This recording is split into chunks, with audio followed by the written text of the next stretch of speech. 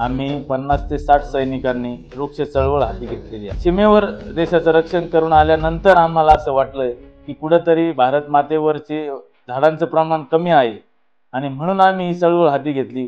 परंतु आम्हाला असं वाटतंय की समाजातले माणसं, अनेक माणसं आमच्याकडे पाहत असतात की हे झाडं लावतात, पाणी घालतात, परंतु ते लोक त्या ठिकाणी सहभागी होत नाही। मला असं वाटतं की समाजातला प्रत्येक माणूस जागा कधी होणार, की चांगल्या कामासाठी प्रत्येक समाजातल्या प्रत्येक माणसाने सहभाग कधी देणार। आणि म्हणून मला कळकळीनं समाजातील जनतेला असं वाटतं की आपण जे झोपलेले आहात, आपण उठा, जागे व्हा आणि वृक्ष चळवळीमध्ये सहभागी व्हा। अस्सल नगरकर, नगरच्या सामान्य माणसांची असामान्य गोष्ट।